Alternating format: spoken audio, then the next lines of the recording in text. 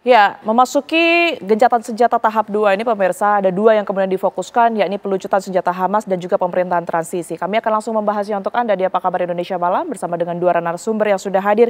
Yang pertama sudah ada Mas Agung Nurwijo yang merupakan pengamat hubungan internasional dari Universitas Indonesia. Selamat malam Mas Agung. Selamat malam Mbak Tiara. Apa kabar? Alhamdulillah baik. Alhamdulillah baik. Di sebelahnya sudah ada Pak Anan Nurdin yang merupakan pengamat Timur Tengah. Pak Anan, Assalamualaikum. Waalaikumsalam. Sehat ya Pak ya? Alhamdulillah. Sehat. Oke baik, saya ke Mas Agung terlebih dahulu. Mungkin kita langsung saja berkaitan dengan pelucutan senjata Hamas yang menjadi salah satu persyaratan gencatan senjata kali ini, yang tahap kedua ini. Seberapa mungkin itu untuk dilakukan, Mas Agung? Mungkin itu prosesnya agak rumit dan sulit ya Mbak.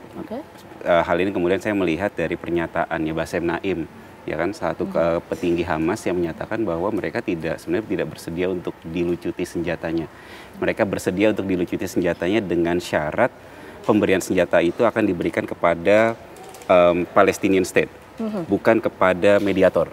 Nah itu menurut saya itu pernyataan yang akhirnya menarik ya, gitu kan, dalam dinamika terkait dengan upaya deeskalasi dari perang yang terjadi selama ini seperti itu. Dan itu pernyataannya dilakukan secara terbuka oleh Bassem Naim seperti itu. Nah yang kedua justru juga kemudian kita melihat bahwa dalam realitasnya dalam proses seperti ini, ya memang di sisi yang lain juga Hamas juga bersedia bahwa dalam proses transisi pemerintahan ibaratnya legowo lah untuk kemudian tidak diikutkan dalam proses pemerintahan transisi seperti itu. Nah tapi ini menjadi satu realitas yang menarik karena memang kita sudah bicara tahap 2, tapi tahap satunya sebenarnya masih banyak lubang-lubangnya. Ya kan, dalam realitasnya gencatan senjata yang kemudian sudah disepakati di hari Jumat pekan lalu, ternyata Israel masih tetap melakukan serangan. Bahkan kalau kemudian dalam beberapa jam terakhir saja, serangan terhadap kota Khan Yunis itu masih mengakibatkan beberapa orang-orang Gaza meninggal dunia. Yang kedua juga kita lihat dalam realitas distribusi bantuan. Distribusi bantuan dalam kesepakatan itu ada di angka 600 truk per hari. Tapi dari hari Selasa sampai hari ini turun hanya setengahnya yang diizinkan oleh Israel untuk bisa masuk, 300 truk per hari gitu kan. Nah yang ketiga itu juga dalam konteks pengembalian sandera, ya kan, 20 sudah dikembalikan yang hidup, lalu sekarang kan proses yang jasad-jasad yang meninggal sedang proses dikembalikan. Tapi kan Hamas memberikan pernyataan bahwa jasad-jasad yang masih tertimpa di dalam reruntuhan belum bisa dikembalikan karena butuh proses khusus seperti itu. Nah Israel kan memberikan pernyataan bahwa kalau itu nggak dikembalikan ini perang akan berlanjut. Jadi istilahnya adalah ya Israel juga punya intensi untuk buying the time, untuk melihat ruang-ruang di mana kalau pengembalian sandera itu sudah dilakukan, ya serangan akan kembali dilakukan kembali. Artinya sebenarnya kan dalam proses itu mediator Amerika Serikat dengan para penjamin itu juga punya peranan yang signifikan. Baik, saya ke Pak Anan. Pak Anan, kalau memang tadi seperti dikatakan Mas Agung, ini agak sulit ya kalau kita berbicara mengenai pelucutan senjata oleh Hamas, seberapa berpengaruh ini juga terhadap gencatan senjata yang nantinya akan dilakukan? Ya, seperti kata Mas Agung tadi, memang sangat sulit ya realisasinya bahwa Hamas untuk dilucuti senjatanya. Pernyataan terakhir itu dari para pemimpin Hamas adalah bukan dilucuti, tapi bahasanya itu kalau dalam bahasa Arab mereka bilang tajmid atau membekukan, menonaktifkan. Jadi senjata sementara ini dinonaktifkan sementara, tapi bukan dilucuti. Permasalahan dilucuti itu sejauh mana Israel akan komitmen tidak berperang. Itu kan menjadi resiko besar. Selama ini di kawasan Timur Tengah, bukan hanya di Palestina, yang bisa berani dan mengimbangi Israel hanyalah Hamas. Tidak ada satu negara pun ya yang bisa mengimbangi, yang berani gitu mengganggu stabilitas Israel dalam hal ini.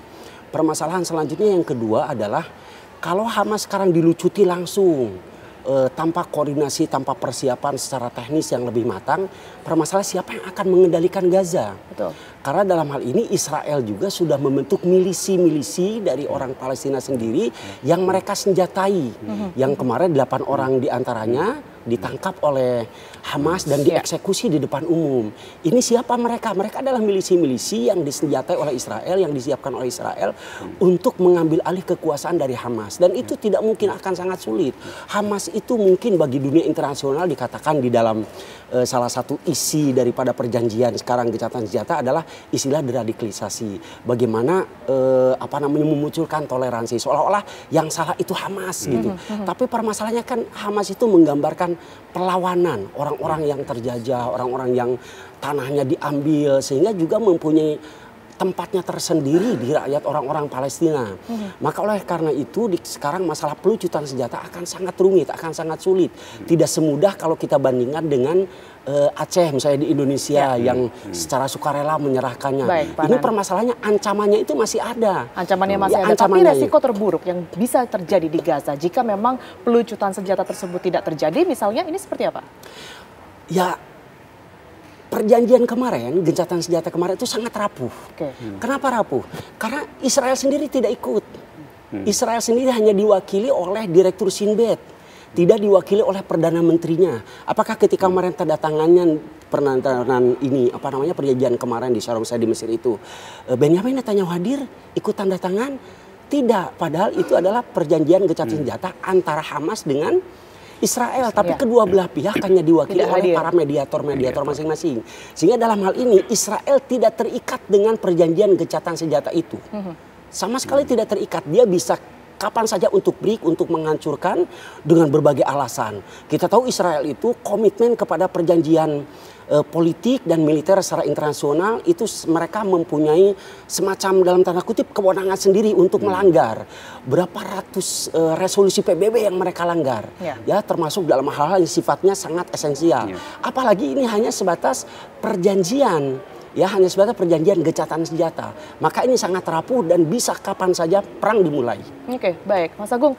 Kalau kita perhatikan juga kan Trump sempat berstatement bahwa jika Hamas tidak bersedia untuk dilucuti senjatanya, artinya ia mengizinkan Israel akan kembali menyerang. Ini sebenarnya secara hukum bagaimana ya ketika satu negara bisa dikatakan memediasi tetapi ia juga melanjutkan perang tersebut? Nah, problem besarnya memang dalam konteks perjanjian gencatan senjata yang kemudian diinisiasi oleh Amerika Serikat, ini semuanya didesain oleh Amerika Serikat. Betul. Jadi dia tidak menggunakan mekanisme yang sifatnya berlaku selama ini. Biasanya kalau kemudian dalam proses konflik, peran yang kemudian banyak dimainkan adalah dari mekanisme Dewan Keamanan PBB dan PBB secara umum ya, sidang majelis umum dan segala macamnya. Tapi sekarang ini berbeda. Jadi ketika ada yang mengatakan juga bahwa ini kan kelanjutan apa yang dilakukan oleh Trump, ini kelanjutan dari deklarasi New York. Saya pikir enggak. Ini cerita baru gitu. Ini dominasi Amerika Serikat. Amerika Serikat membuat nuansa yang berbeda dibandingkan dengan apa yang terjadi selama ini melalui mekanisme formalnya. Seperti itu. Nah, kalau kemudian Amerika akhirnya memberikan green light, tentunya memang ini melanjutkan akhirnya genosida yang kemudian selama ini terjadi, pembantaian etnis yang selama ini terjadi, kemudian politik apartheid yang senantiasa berlanjut seperti itu. Artinya memang pelanggaran terhadap hukum internasionalnya akan berlanjut, ya kan, afirmasi terhadap hal-hal tersebut, dan tentu ini akan mengganggu dan memberikan nuansa instabilitas yang jauh lebih besar seperti itu. Artinya dalam titik yang sama, saya akan merasa bahwa akan lebih kuat lagi tekanan-tekanan dari dunia Muslim dan Arab untuk kemudian mendorong Amerika Serikat untuk melakukan tindakan yang jauh lebih konkret untuk menghentikan perang. Karena memang kemudian yang saya lihat ketika memang Amerika menginisiasi proses gencatan senjata kemarin, salah satu tekanan yang cukup kuat sebenarnya saya rasa juga hadir dari Qatar. Ya kan, Qatar mendapatkan serangannya langsung dari dari Israel seperti itu. Nah, ternyata Qatar ini juga kemudian kan negara-negara memberikan tekanan juga terhadap Amerika Serikat, bahwa kita lihat bahwa Israel itu hadir sebagai aliansi abadinya Amerika Serikat, betul.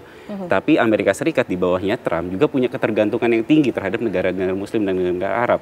Bahkan kalau kemudian data mencatat, dibandingkan dengan Israel, 4 sampai 6 kali lipat jumlah perdagangan itu lebih besar dengan negara-negara Liga Arab. 22 negara itu bisa 100 sekian miliar US dollar, sedangkan dengan Israel ada di angka sekitar 40-an.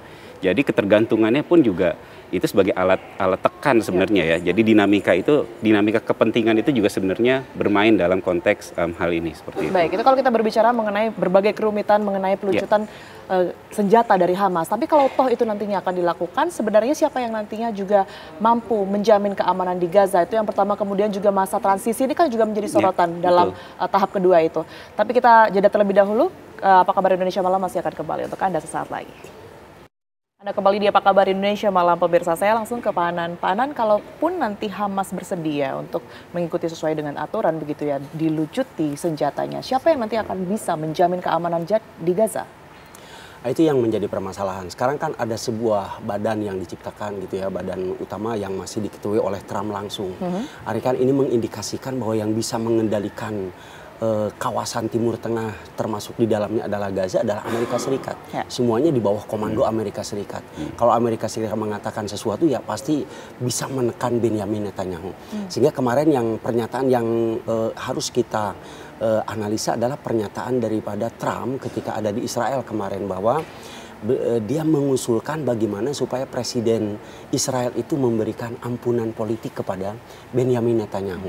Karena memang salah satu aktor kenapa perang ini begitu lama, itu ya salah satunya adalah background politik dan kasus-kasus suap yang sedang mendera Benyamin Netanyahu. Sehingga harus ada jaminan keamanan bagi Benyamin Netanyahu. Kalau mungkin maksudnya adalah kalau Benyamin Netanyahu aman, maka dengan sendirinya perang ini tidak akan dijadikan senjata pribadi, senjata personal dari Benyamin Netanyahu. Ini kan kondisi politik Israel sendiri sedang tidak menentu. Demo dalam dalam 10 tahun terakhir terjadi demo yang sangat besar di Israel, itu kan menggambarkan politik dalam negerinya juga tidak menentu. Nah, sehingga ada kepentingan politik pribadi bagi Benyamin Netanyahu ini yang sedang mungkin bisa dikatakan salah satu jaminan keamanan di kawasan itu supaya Hamas juga merasa terjamin keamanannya ketika melucuti senjatanya. Tapi sekali lagi itu akan sangat sulit.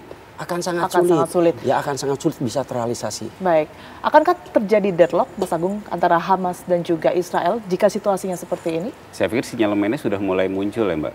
Terutama kemudian Israel Katz, Menteri Pertahanan Israel juga kemudian berapa kali sudah memberikan, kalau urusannya memang urusan masalah Sandra. Ya, kalau Sandra tidak dikembalikan, kita akan melakukan serangan. Dan tadi juga ada sinyal-sinyal green light yang diberikan oleh Trump. Dan di saat yang bersamaan tadi beberapa fakta-fakta yang saya sebutkan di awal itu memberikan sinyalemen serupa gitu ya. Serangan tetap dilakukan di beberapa kota, lalu kemudian bantuan kemanusiaan makin kemudian dibatasi seperti itu. Jadi proses ini hanya buying the time-nya Israel gitu loh. Menurut saya ada titik-titik itu. Kalau semua pihak ingin tetap gencatan senjata ini berlangsung lebih lama, karena ini kan solusi politik, solusi keamanan, solusi kemanusiaan itu ini harus jadi satu paket. Ini nggak bisa dipisahkan satu sama lain. Oke, hari ini mulai ada pembicaraan perihal pemerintahan transisi. Tapi pemerintahan transisi itu nggak bisa berdiri sendiri. Ini proses yang lain senantiasa berjalan, gitu kan. Dan selama ini kita akan melihat bahwa jaminan keamanan itu lebih banyak bobotnya diberikan terhadap Israel. Ide terkait dengan pasukan khusus stabilization force itu kan 200 orang yang kemudian ditempatkan oleh Amerika Serikat, justru ternyata datanya menunjukkan ditempatkan di wilayahnya Israel, bukan di wilayahnya Palestina. Sebenarnya kan akhirnya kita memahami bahwa jaminan keamanan itu harusnya diberikan kedua belah pihak, tidak hanya diberikan kepada Israel, tapi juga diberikan terhadap wilayah Gaza, Palestina seperti itu, tarik mundur pasukan dan segala macamnya. Dan akhirnya memang ini buying the time juga untuk kepentingan tadi yang Pak Anam sampaikan, kepentingan politiknya Netanyahu, jaminan politik bahwa ya Netanyahu perang ini selesai, tapi juga secara domestik dia masih aman secara insan politiknya seperti itu. Nah, ini kan juga yang menjadi satu hal yang jauh lebih rumit. Jadi ada urusan domestik, urusan kepentingan dan segala macamnya. Nah, ini menjadi hal yang perlu diperhatikan. Baik, Pak Anan, kalau Anda melihat Hamas kan sekarang bisa dikatakan merespon ini dengan melembut lah ya dengan situasi seperti ini. Apakah bisa nantinya kembali bergerilya lagi, kembali menegakkan senjata kembali jika nanti gencatan senjata ini terus dipermainkan oleh Israel? Itu pasti akan terjadi karena begini, di Palestina itu ada dua ide tentang perjuangan. Satu melalui politik dan meja diplomasi, itu yang diwakili oleh Presiden Mahmud Abbas yang sekarang diakui oleh Israel dan dunia internasional. Yang kedua yang diwakili oleh Hamas yang mereka selalu mengatakan bahwa penjajah harus diusir. Mereka mungkin maka dikatakan oleh sebagian orang yang tidak paham tentang Palestina, mereka dikatakan sebagai ekstremis dalam hal ini. Orang-orang ekstremis, orang-orang militan, selalu mengatakan militan Hamas. Nah, maka dalam hal ini selagi penjajahan masih ada, yang pertama.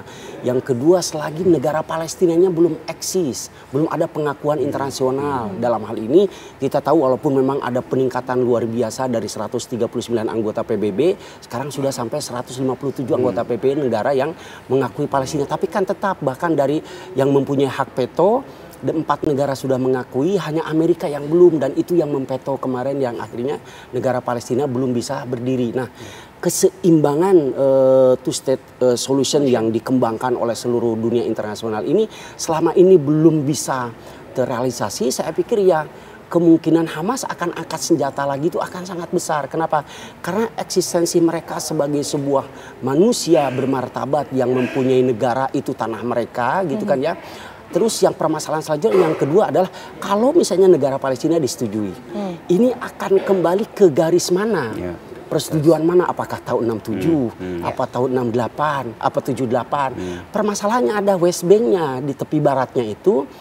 Sebagian besarnya sekarang sudah dianeksasi secara ilegal oleh Israel, mendirikan pemukiman, memindahkan ibu kota dari Tel Aviv ke Yerusalem, dan itu langsung diakui oleh Amerika Serikat dengan memindahkan kedutaan Amerika Serikat dari Tel Aviv ke Yerusalem. Ini kan menjadi permasalahan besar. Negara Palestina akan mana batasannya? Apakah misalnya tadi yang disetujui oleh semua dunia itu tahun 67, perang tahun 67 misalnya, oke lah itu karena perang, kalah perang Palestinanya. Tetapi masalah sekarang begitu banyak di West Bank pemukiman Yahudi yang berdiri ilegal, oleh PBB dikatakan ilegal, bahkan oleh Amerika sendiri dikatakan ilegal, sehingga akan sangat rumit tadi negara Palestinanya tidak diakui gitu ya, dan mereka tidak ada jaminan keamanan, maka tidak ada pilihan dengan ideologi mereka terus melawan penjajahan, kecuali ya pasti akan angkat senjata lagi. Itu yang menjadi permasalahan yang sangat rumit. Akhirnya tadi Benjamin Netanyahu mempunyai keinginan ada jaminan keamanan bagi dia supaya tidak dipenjara dan sebagainya, tidak diadili. Maka begitupun Hamas. Sekarang dalam perjanjian sekarang Hamas itu terlalu banyak ditekan, terlalu banyak disalahkan bahwa dan itu ini memicu yang salah.